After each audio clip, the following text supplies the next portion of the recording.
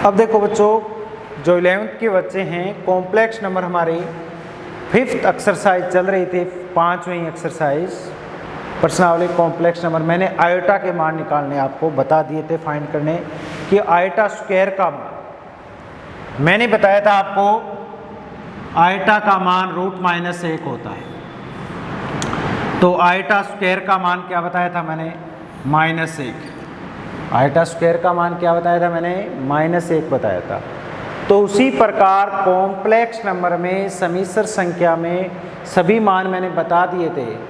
अब इसमें समिश्र संख्या क्या होती है वो देखो। समिश्र संख्या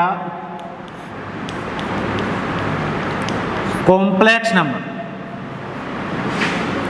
कॉम्प्लेक्स नंबर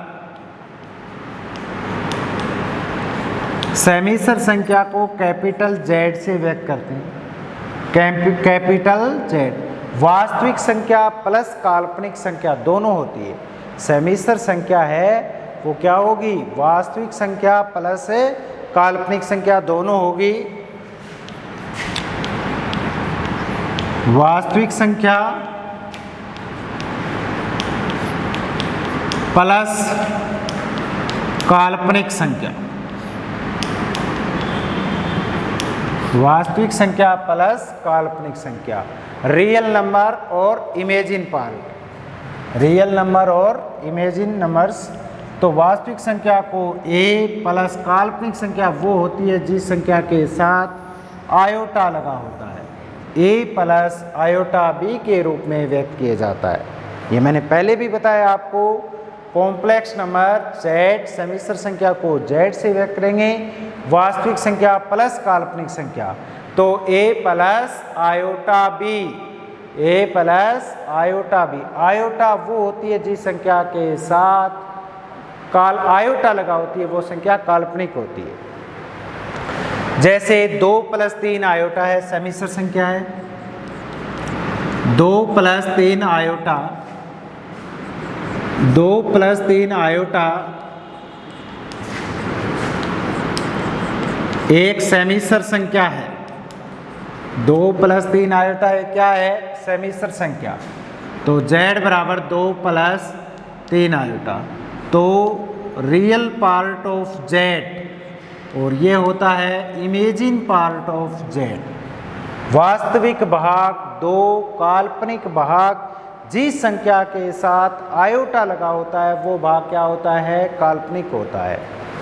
तो समिश्र संख्या का वास्तविक भाग रियल पार्ट ऑफ Z 2 है और काल्पनिक भाग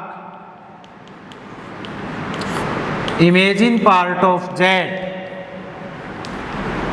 कितना है? 3 है। रियल पार्ट ऑफ Z वास्तविक भाग 2 है, काल्पनिक भाग इसका कितना है? 3 है। ऐसे कोई भी संख्या लिख सकते हो आप। Z बराबर 3 - 4 आयोटा है, 3 - 4 है। तो इसका वास्तविक भाग रियल पार्ट ऑफ Z 3 है, इमेजिन पार्ट ऑफ Z -7 में लोगे।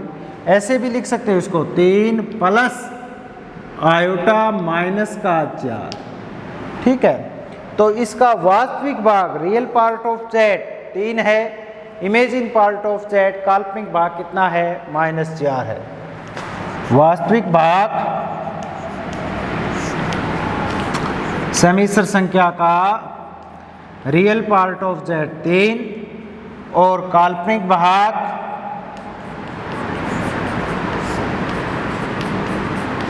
Imagine part of Z -4। Minus में 7 में लोगे, छोड़ मत देना, क्योंकि समिश्र संख्या A प्लस आयोटा B या C प्लस आयोटा D के रूप में व्यक्त किया जाता है। A वास्तविक भाग होता है, B काल्पनिक भाग होता है, इसी प्रकार C वास्तविक भाग होता है, D काल्पनिक भाग। तो real part of Z 3, imagine part of Z -4 है। तो इस समिश्र संख्या का जो वास्तविक भाग है वो 3 है और काल्पनिक भाग है वो कितना है? -4 है। समझ में आई बात? अब देखो इसमें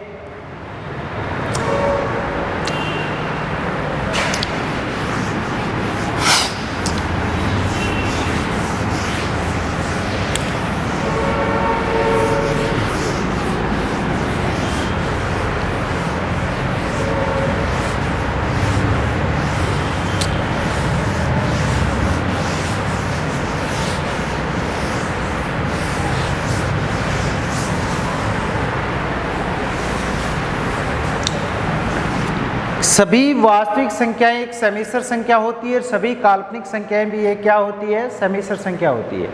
फिर टोटल रियल नंबर्स वो भी एक कॉम्प्लेक्स नंबर होती है, टोटल इमेजिन नंबर्स है वो भी एक कॉम्प्लेक्स नंबर होती है। कि सभी वास्तविक संख्याएं, सभी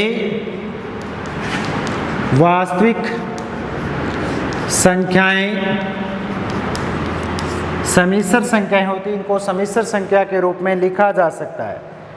समिश्र संख्याएं होती है, सभी वास्तविक संख्याएं समिश्र संख्याएं होती है, इनको समिश्र संख्या के रूप में,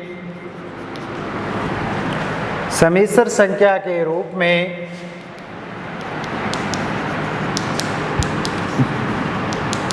लिखा जा सकता है। सभी वास्तविक संख्याएं समिश्र संख्याएं होती है, समिश्र संख्या के रूप में लिखा जा सकता है। और सभी काल्पनिक संख्याएं भी क्या होती है, समिश्र संख्या होती है। सभी काल्पनिक संख्याएं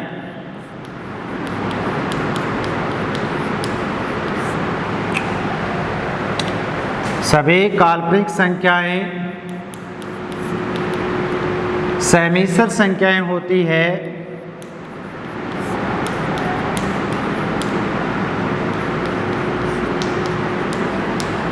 इनको भी समिश्र संख्या के रूप में लिखा जा सकता है। जैसे 2 एक वास्तविक संख्या है, 2 एक क्या है, वास्तविक संख्या, काल्पनिक तो है नहीं। 2 एक क्या है, वास्तविक संख्या, इसको समिश्र संख्या के रूप में लिखेंगे। समिश्र संख्या Z के रूप में लिखेंगे।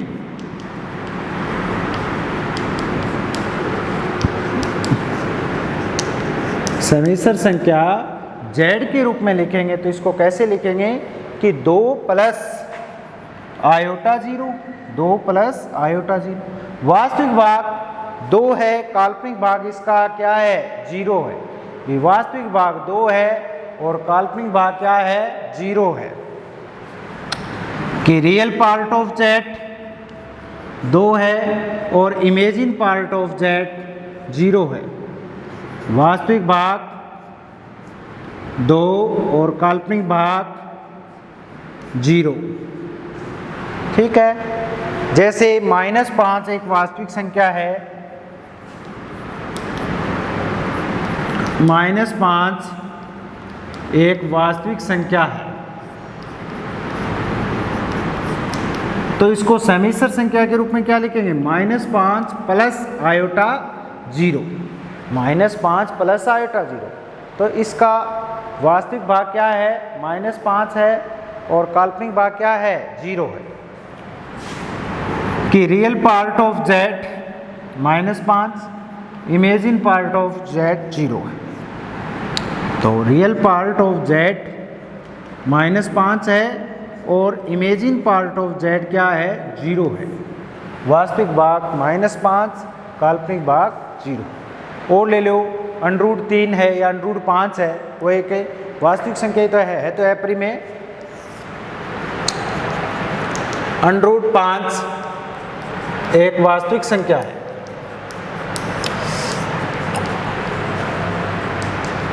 तो इसको समिश्र संख्या के रूप में हम कैसे लिखेंगे कि Z √5 प्लस आयोटा 0।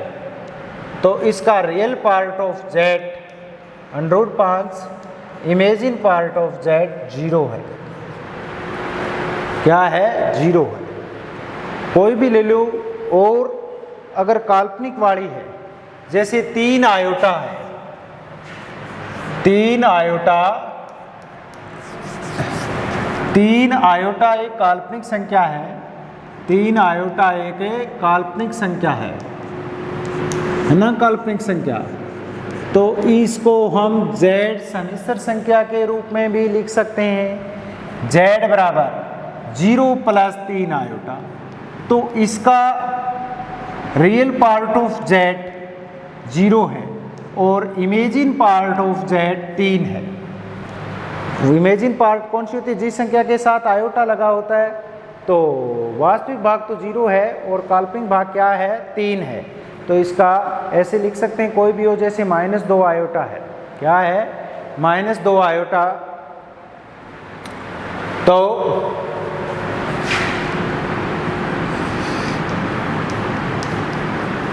एक काल्पनिक संख्या है, -2 आयोटा एक काल्पनिक संख्या है। तो इसको हम क्या लिखेंगे? z बराबर 0 प्लस आयोटा -2, ऐसे लिखोगे, ब्रैकेट लगा के -2। तो इसका वास्तविक भाग 0 है, काल्पनिक भाग क्या है? -2 है। यानी रियल पार्ट ऑफ z वास्तविक भाग 0 है और इसका इमेजिन पार्ट ऑफ z -2 है। वास्तविक भाग 0 है, काल्पनिक भाग क्या है? -2 है। समझ में आ गई बात? अब 0 भी देखो, शून्य भी एक क्या होती है कि यानी शून्य 0 को भी समिश्र संख्या के रूप में लिख सकते हैं। 0 को भी समिश्र संख्या के रूप में लिख सकते हैं।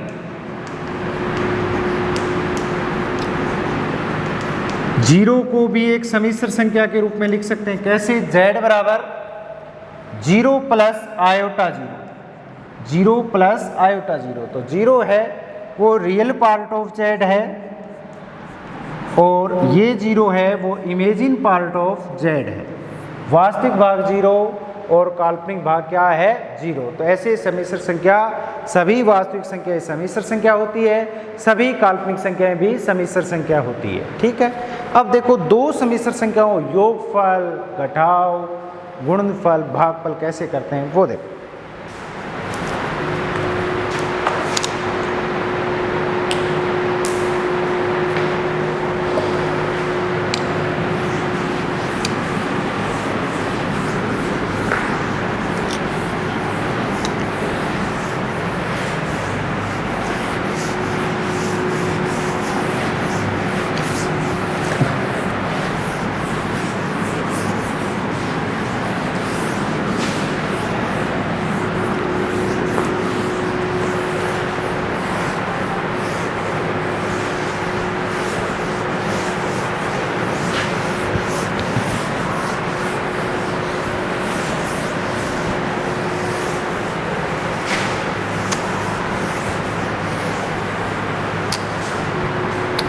कि दो समिश्र संख्याओं का योगफल, माना दो समिश्र संख्या,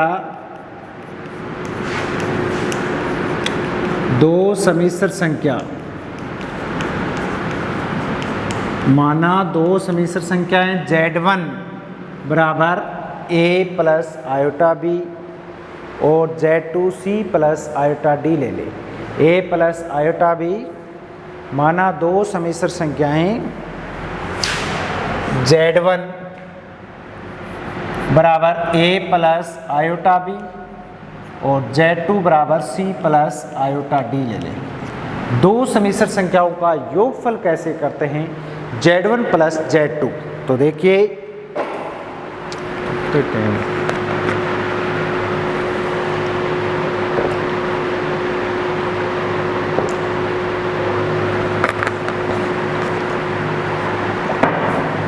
z1 प्लस z2 दो समिश्र संख्याएं, इनका योगफल करेंगे a plus iota b c plus iota d।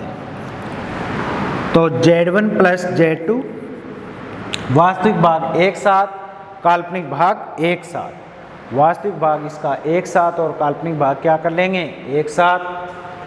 वास्तविक भाग जिस संख्या के साथ आयोटा नहीं होता है, a plus C plus iota बा ले लो, b plus D, a plus C plus iota b plus D. तो इसका real part of z1 plus z2 और ये क्या है? Imagine part of z1 plus z2। वास्तविक भाग z1 प्लस z2 का वास्तविक भाग a प्लस सी है और z1 प्लस z2 का काल्पनिक भाग क्या है? b प्लस डी है। जैसे एग्जाम्पल तौर पर कोई भी मान लो कि Z1 बराबर 3 प्लस 4 आयोटा, Z2 बराबर 2 प्लस 5 आयोटा है। तो Z1 plus Z2 3 plus 4 iota plus में 2 प्लस 5 आयोटा। तो वास्तविक भाग एक साथ रखेंगे, काल्पनिक भाग एक साथ। तो 3 प्लस 2 वास्तविक भाग, आयोटा कॉमन ले लो, 4 प्लस 5, 3 और 2 5 प्लस 5 और 4 9 आयोटा। तो वास्तविक भाग 5 हो जाएगा, काल्पनिक भाग क्या आ जाएगा 9 आ जाएगा। इस प्रकार दो समिश्र संख्याओं का योगफल। इसी प्रकार घटाव या वैकलन सब्सट्रैक्शन देखो,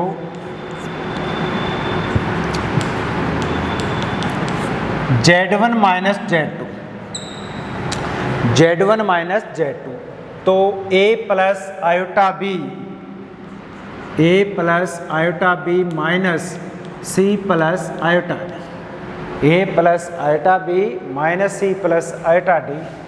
तो Z1 minus Z2 A minus C plus iota B minus D हो जाएगा, A minus C plus iota B minus D। तो इसका real part of Z1 minus Z2 ये क्या है, imagine part of Z1 minus Z2। वास्तविक भाग Z1 minus Z2, काल्पनिक भाग Z1 माइनस Z2। ठीक है, जैसे Z1 बराबर 2 प्लस 7 आयोटा, Z2 बराबर माइनस 3 माइनस 4 आयोटा है। तो Z1 माइनस Z2 करते हैं हम, Z1 माइनस Z2, तो 2 plus 7 iota minus 3 minus 4 iota. वास्तविक भाग एक साथ रखो, 2 माइनस माइनस प्लस हो जाएगा, प्लस आयोटा कॉमन लो, 7 प्लस का 4, तो 2 और 3 5 प्लस 11 आयोटा।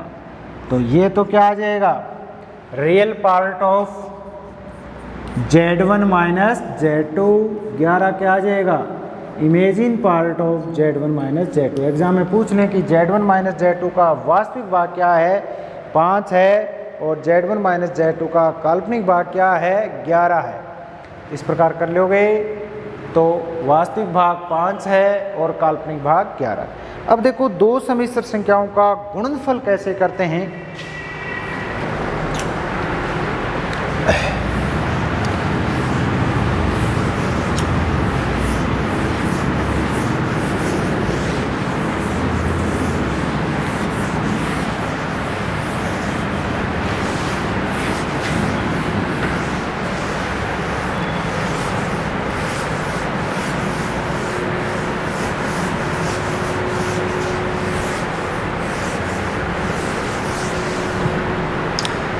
दो समिश्र संख्याओं का गुणनफल, दो समिश्र संख्याओं का गुणनफल